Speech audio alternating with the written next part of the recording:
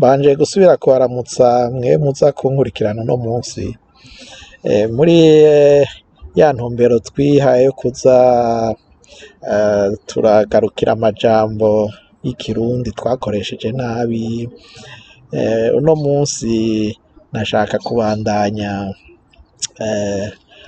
muri ca gitabo nyene navuga mu minsi iheze ko harimwo amajambo menshi amwe twita y'ingenabitekerezo, ya majambo afatwa badushizemwo ko dutegerezwa kuyafata uko tutarinze kwiyumvira canke ataco dushobora kuyahindurako.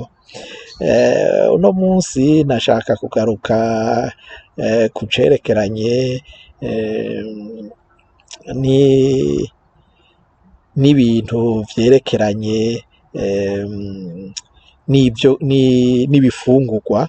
ibifungurwa Imana yari yaraduhaye ikiturema. Nibaza ko benshi basomye Bibiliya kera, nibaza ko ivyo bintu babizi ingene vyari vyanditswe muri ico gitabo. Eka n'ubu hariho n'abandi babishimikirako ko ivyo bifungurwa Imana yari yaraduhaye ari vyo bifungurwa vy'ubuzima, naho ubu murashobora kubisanga iyo abantu batanguye kugwara usanga bagaruka kuri vya bifungurwa kenshi bimwe Imana yari yaradushiriyeho kugira dushobore kubaho bwa buzima budashira. Rero ingorane aho iri, hamwe mvuga nti muri ico gitabo kirimwo ibitabo vyinshi, birimwo ibitabo vyinshi vya kahise vy'amateka, usangamwo rero ubu nk'abantu ba rukubu, urumva banabigisha ati n'uwoba ashaka gusoma ico gitabo atangurire ngo mu bwuzure bushasha. Ubwuzure bushasha ugasanga ni ibintu ari ivyo kwiyorohereza gusa, ari ivyo gufata nk'ijambo rimwe ati nukwemera Yezu nk'umwami n'umukiza, atawumuciyeko ntashobora gushika mw'ijuru. Ugasanga bafashe ivyo bintu vyoroshe gutyo gusa, mugabo bakibagira rya tanguriro ry'ibintu ingene ivy'Imana yari yarashizeho ubwa mbere. Iyo rero ivyo ubisimbutse usanga n'ibindi vyose usanga kubitahura binagoye, kubera baragushizemwo tangurira ngaha, ubwuzure niho wokumva neza ikintu cose ukagishira ngo muri Yezu. Rero ukaca usanga abantu benshi bariko baragenda bakurikira ivyo bintu bitari vyo, aho gutangurira kw'itanguriro ukamenya Imana yatwifurije iki, yashizeho iki kugira ivyifuzo vyayo biranguke. Aho niho abantu dutangura gutarukira kure, ugasanga ivyo tubisizaho kandi ariho hari ibintu bikenewe bikomeye, kubera Imana ico yavuze ntibihinduka. Naho bamwe za ncabwenge nyene zigerageza kubishira muri ico gitabo nyene, ugasanga aho bavuga ngo ibintu Imana yari yarashizeho kera, ubu n'ibindi yarabihumanuye, dushobora kubifungura, kandi ivyo bintu bazi ko atari vyo, bidashoboka. Ni hamwe mvuga nti duca twisanga mu vyaha, ugaca usanga twisanze mu bicumuro. nk'akarorero umaze kumenya imfungurwa Imana yari yaraduhaye, nibaza ku bantu basomye kera barabizi, abubu nabo ico bomenya nuko Imana urumva yari yaradushiriyeho imfungurwa, hanyuma ibikoko irabibwira imfungurwa vyofungura, mugabo za ncabwenge ziraza zirabona ko ati kubera hariho tumaze gucumura Imana yasi yahora ivamwo bimwe twofunguye, hamera ivyo twofunguye biratangura biragorana kurima, abantu birabagora, niho baca batangura kwikora kuri vya bikoko, bakaca bitwaza ngo Imana yarabihumanuye dushobora kubirya, mugabo mukibagira ko mugiye tuza kwisanga mu gicumuro c'ukwica. Ngerageje kubivuga mu majambo make sindabarambire, iyo ugiye kumviriza abakubwira ko Imana yahumanuye ibikoko ngo tuvyice tubirye, aho wisanga muri ca gicumuro c'ukwica, kubera nta Mana yigeze iguha ngo wice utware ubuzima bw'ikiremwa cayo, kandi rero aho n'ahantu ho kwiyumvira neza, kubera za ncabwenge ziragerageza nyene zikabiryoshya zikabereka ingene ko ivyo Imana yabirekuye yabihumanuye, umuntu ashobora kubirya ntihagire icaba, mugabo mukibagira ko ivyo bintu Imana ntaho yabivuze, ntaho sinumva vya bindi bigisha imisi yose ntiwice. Kwica ni rusangi, nico kimwe n'urukundo, ni kuvuga ngo kwica igikoko ntubucumuye, kwica agakoko kari ibikoko bigenewe kwicwa ibindi ntivyicwe, aho uca usanga ari hahandi ho kujuragirika, mugabo Imana yoyo kirazira kwica n'ukwica.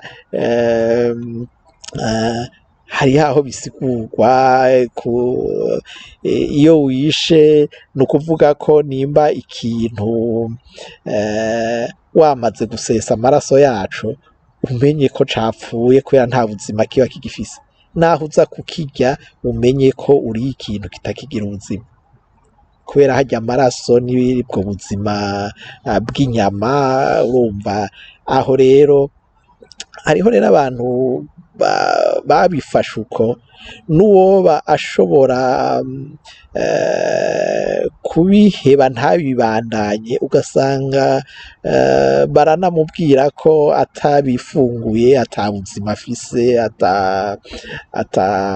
adashobora gukura neza, umubiri wiwe ubikeneye, mugabo ivyo vyose Imana ico yari yarakoze ibintu bifise ubuzima, imfungurwa z'ubuzima yari yarazishizeho, nizimeza nta maraso zirinda kuva,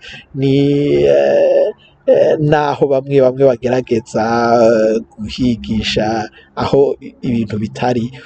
Rero aho hantu nibaza ko umuntu wese ashobora kuvyisomera, atangure asome, mugabo gusoma muri ico gitabo ni ugusoma, hanyuma nawe ugasaba ya Mana ikurimwo, iyo ushaka kumenya iraheza ikakugendera,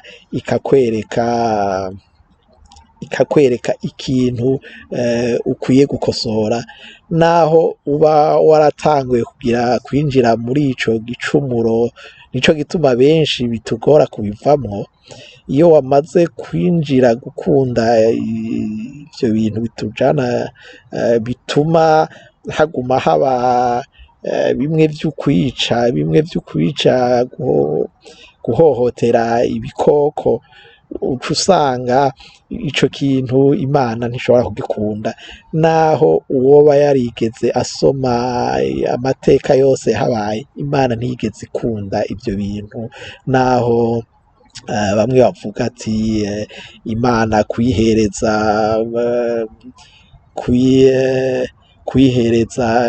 intuze, kera bavuga ko ari kuyihereza ibimasa ngo niho ngo yobagirira ikigongwe, niho yohindura ibintu, ivyo ni ibintu yanka kuva, ni hamwe nyene bamwe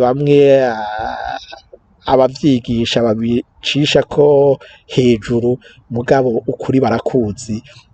Rero ivyo bintu kugira dutahure ati kirya gicumuro bavuga ngo ntiwice, urumva bihera naho hasi.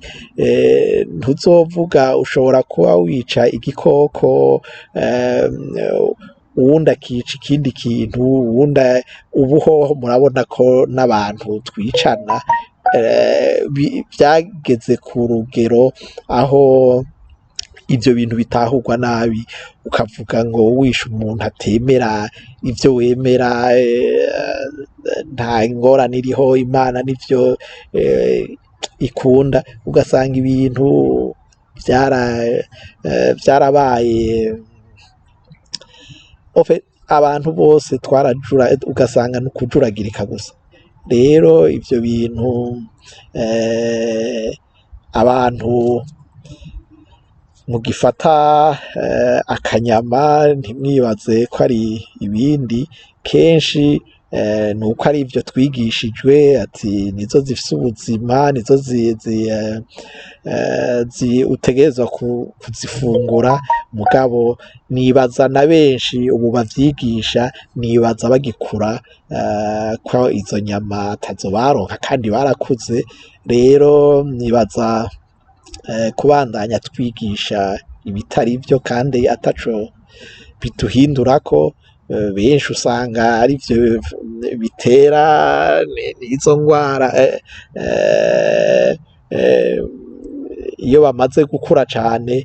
Rero abamaze gushiramwo ivyo vyiyumviro vy'ingenabitekerezo, nibaza ko twotangura tukaza turahindura urwaruka rwo rugakura hariho ivyo ruzi, ugiye no muri ivyo ukaba uzi ivyo ari vyo.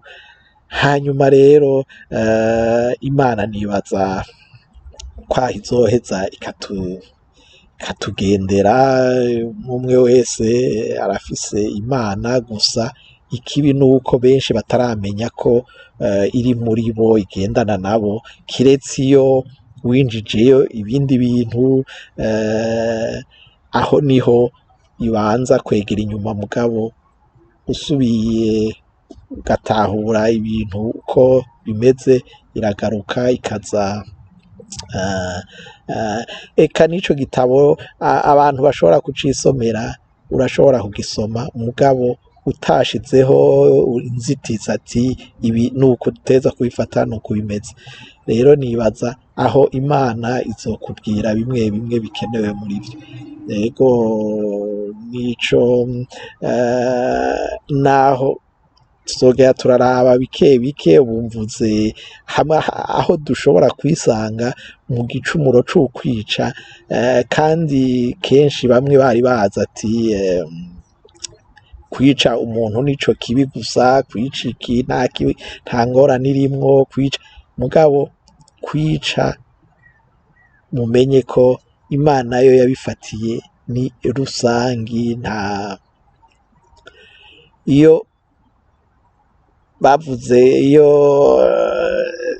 rya Moyize cane yazanye amabwirizwa ngo y'Imana, ico yavuze harya yaravuze, mugabo benshi bakabisigura ukutariko, mugabo kwica ni ukwica.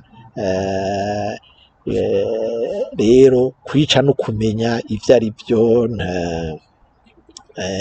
nimba umenya amaraso y'igikoko, naho babivuga ko ibintu vyinshi nyene ugasanga ni ibintu biza kuruhisha abantu kandi ataco bibamarira, ataco bibahindura. Nibaza ko ari aho twoba dukwiye kuza turahindura cane cane nk'urugwaruka rw'ubu benshi hari abo usanga n'ivyo kubera Imana yabo ibarimwo ikabanza kubibabuza, mugabo abavyeyi ugasanga babaye intambamyi, baha ku nguvu, bagira iki, ugasanga bavyisanzemwo kubera ari abavyeyi babibahatirako iki, ugasanga ni ibintu bituzimiza cane. Ivyo rero nivyo twokwenda turahindura buhoro buhoro, kubera nibaza ko guhinduka nivyo n'Imana inaduhamagarira.